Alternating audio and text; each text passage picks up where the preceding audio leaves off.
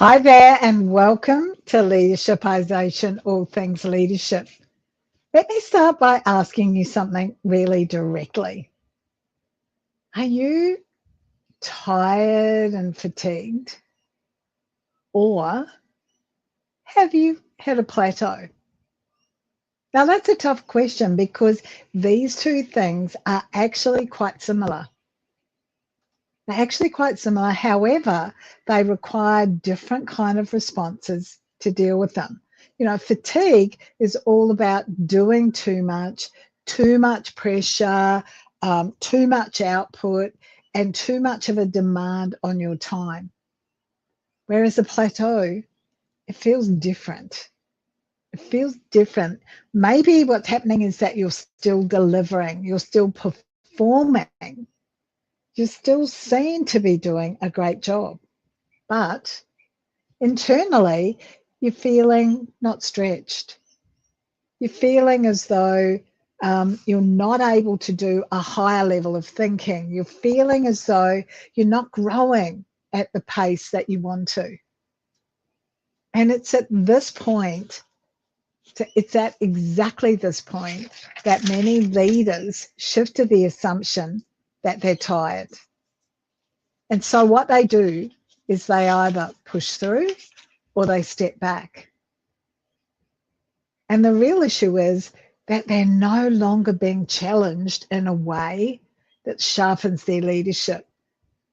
So whereas fatigue needs recovery, this plateau needs to be disrupted into some kind of way.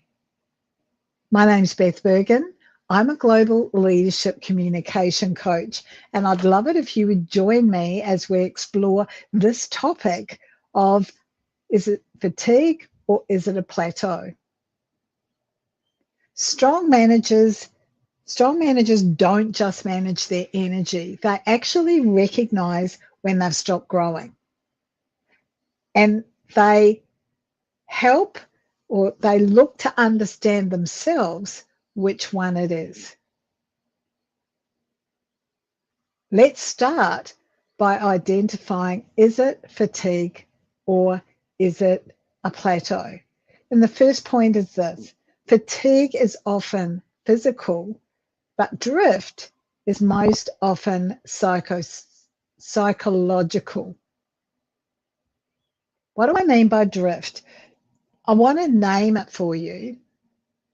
It shows up as a loss of engagement. It shows up not as exhaustion, but as a lack of curiosity. It shows up as lower initiative, lower stretch, lower edge. That's what I mean when I talk about drift. So true fatigue shows up in the body. Your sleep is disrupted, maybe you're irritable, maybe you're a bit fuzzy in the brain, maybe there's a loss of edge. Whereas drift shows up, as I said before, this loss of curiosity, reduced initiative, and you're probably avoiding the stretch a little bit because you're not quite sure what's going to happen. Now, what happens is that when our meaning drops, human beings, we naturally start to conserve energy.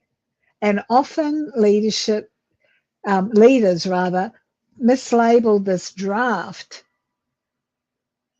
I'll start again. Leaders mislabel the drift as burnout, admitting, hey, I don't, this is what it looks like to me. And admitting the actual truth is a whole lot more confronting for them.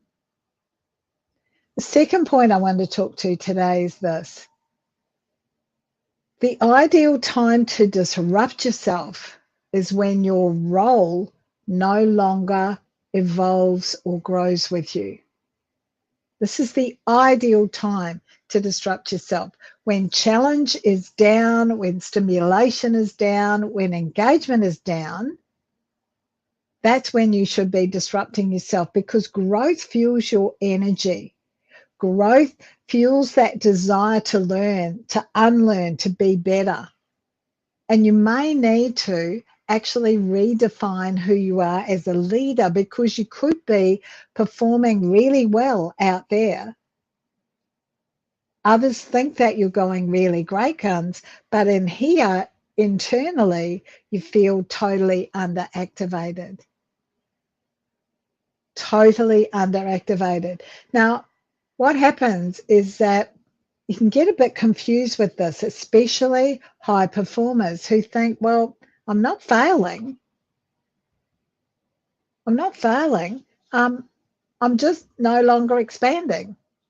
That's why this is exactly the ideal time for you to actually think about disrupting yourself. Now, the disrupting yourself is a topic for a whole leadershipization on its own. So I'll put that on my list of topics to cover into the future. Look out for it. The third point is this: when you're busy, when you are busy in the work, you actually stop leading the work. This is simple and complicated at the same time. Most leaders don't notice when this shift happens because it feels like productivity to them, because they get busy in the work. And so that feels like productivity.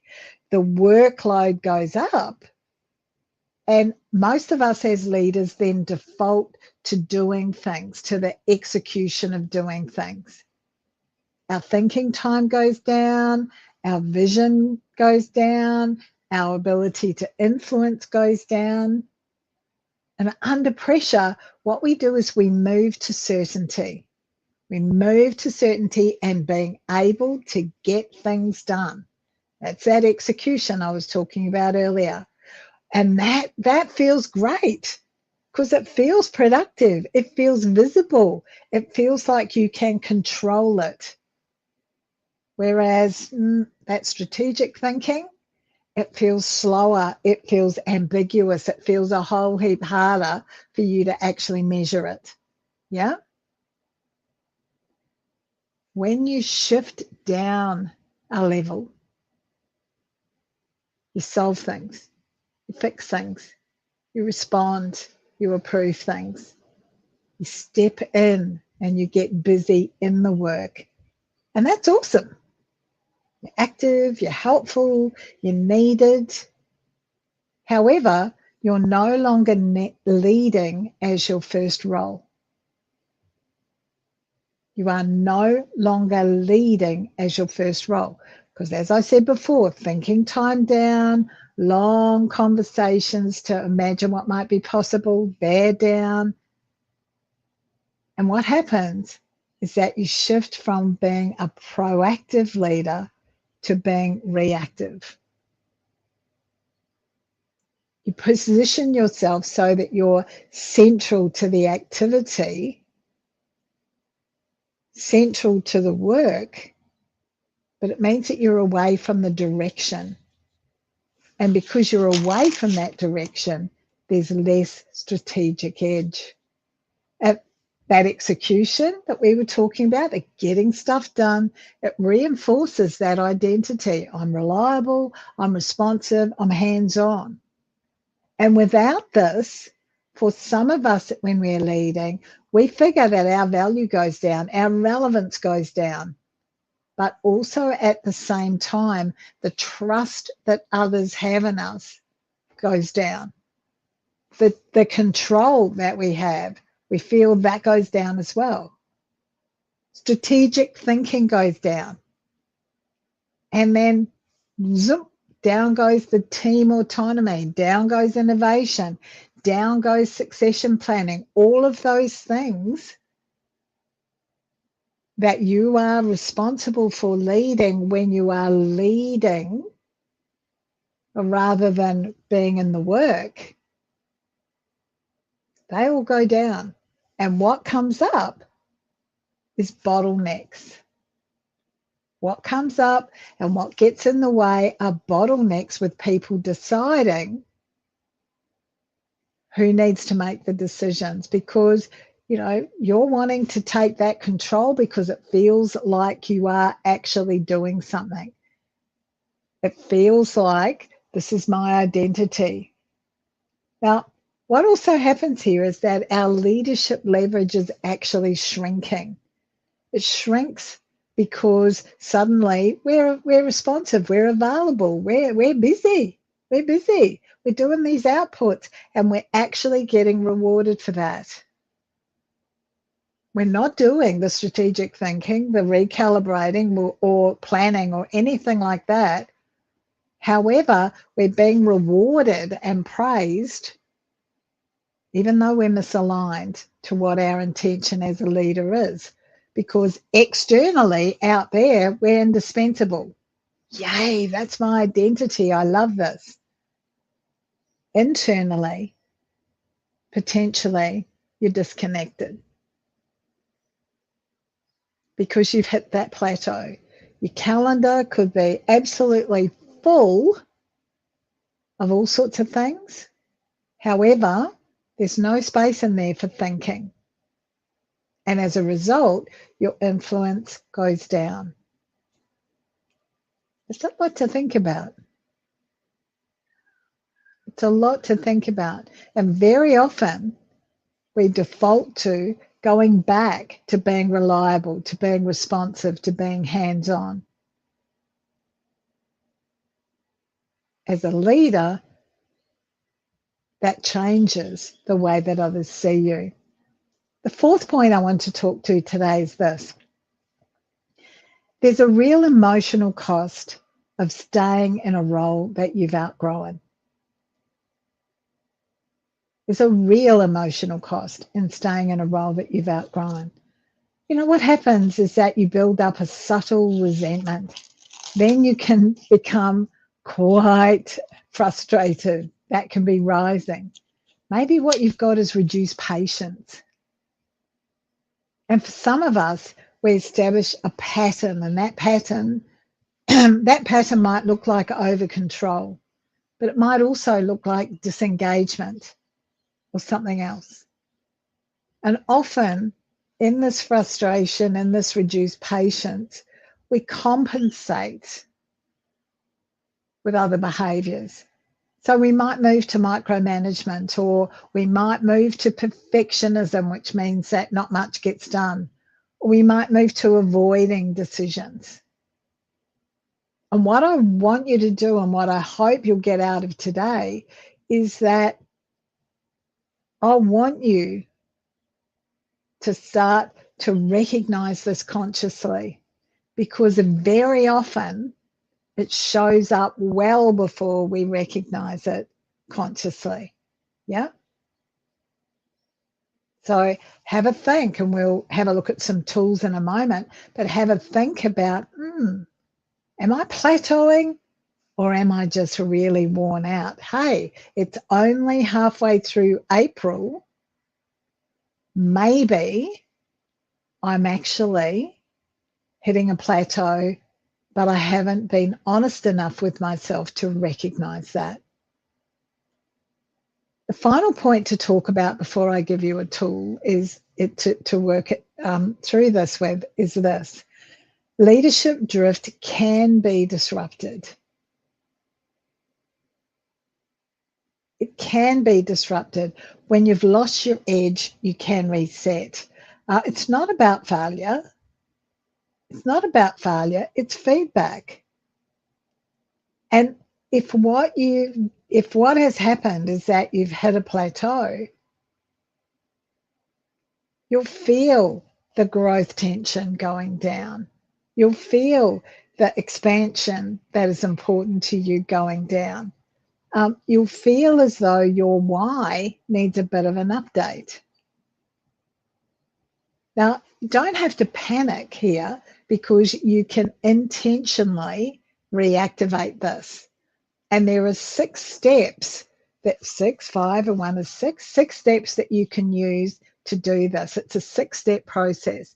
So the first one is this. You need to diagnose what's actually going on before you decide. So this is about, is this role too small now?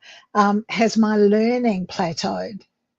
And this is about the recognition that you need stimulation, you need progression, because without that, your motivation is likely to go down.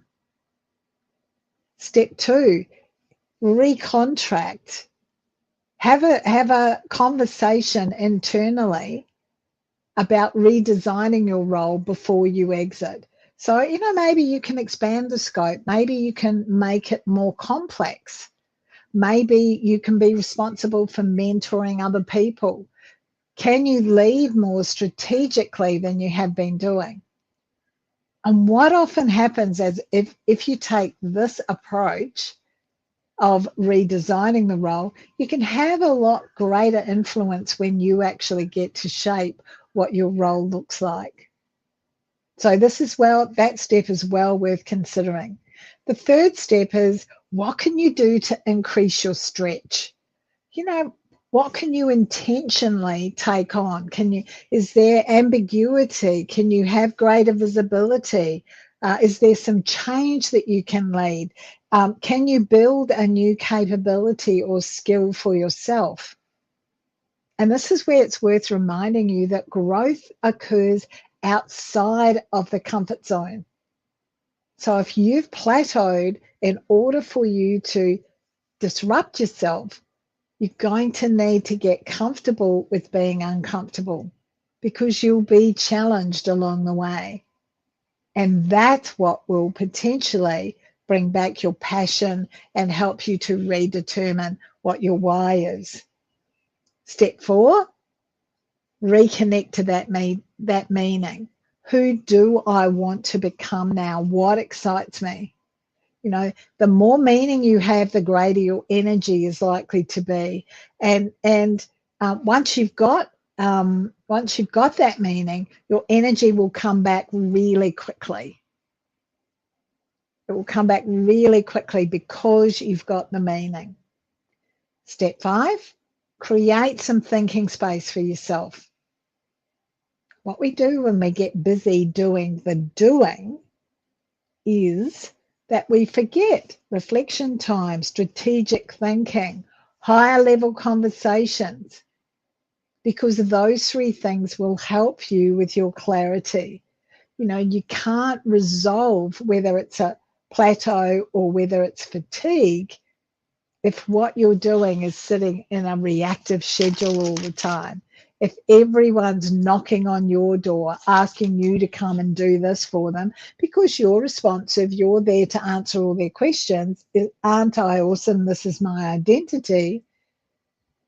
You cannot resolve whether it's fatigue or a plateau when you're operating in that kind of container. Step 6, have brave conversations. Have brave conversations. Say to people, I need more challenge. What can you give me? Say to people, I want broader impact.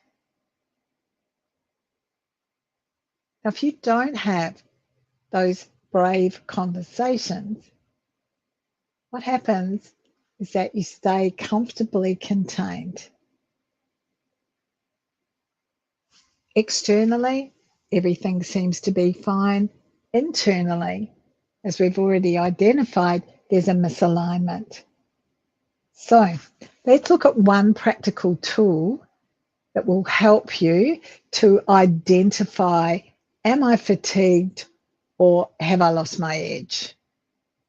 So this is called the leadership state diagnosis.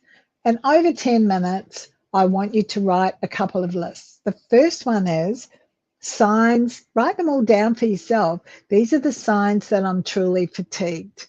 Now, this might be stuff like I'm not sleeping real well, my emotions are all over the place, physically I'm tired, my focus has just dropped. It's not good. Those look for those signs. Your body, your own mind. Look for those signs. What's actually going on? For some people, they eat more, they consume more, food, alcohol, and other things. For others, they do less of something.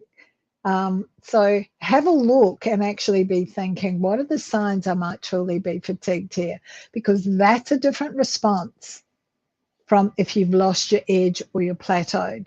In the other column, signs I may have plateaued. Is this a lack of stretch? Is it a lack of excitement about going to work? Is it that you're avoiding the big decisions? Is it that you're busy doing the stuff that's easy? And once you've spent that time on those two lists, ask yourself honestly, which list feels more true right now? Which list feels more true right now? Now, what's important here is that you get clarity before you determine what your next actions are, such as those 6 steps that I just described: the diagnosing, what it is, the redesigning of your job, the taking on some extra stretch, the reconnecting with meaning, the creating the thinking space, and the brave conversations. Let's have a look now at this deep reflection question. Now, this might also help, as well as those 6 steps and the tool I've given you, this may well help for you to determine exactly where I am right now. The deep reflection question is this: if your leadership energy hasn't returned, despite lots of rest, what might that be trying to tell you about your growth, your alignment, and your direction? If it hasn't returned, despite what might have, despite a lot of rest, what might it be trying to tell you? Now, as we know, with reflection questions, ponder on it, do some writing, go away, come back, look at it again, ask, and what else? And what else? Yeah? This is a tough place for people to be in, but you can get yourself out of it. So let's look at our key takeaways. The realization that not all tiredness is burnout. It might just be that you're misaligned. The second thing is you've got to actually keep evolving your identity. And to evolve your identity as a leader, you need challenges that are going to grow your energy or prop up your energy again and build your influence. The final key takeaway, really, I think, is this: understanding the plateau early helps you to protect your performance, your reputation, and your satisfaction. So don't be afraid to actually look at what it might be, because leadership fatigue, if you're absolutely fatigued as a leader, that deserves recovery. Losing your edge as a leader deserves you being honest with yourself. And confusing the two will keep you stuck for longer than is necessary. So maybe today's conversation made you realize, oh, hey, I am experiencing something different from simple exhaustion.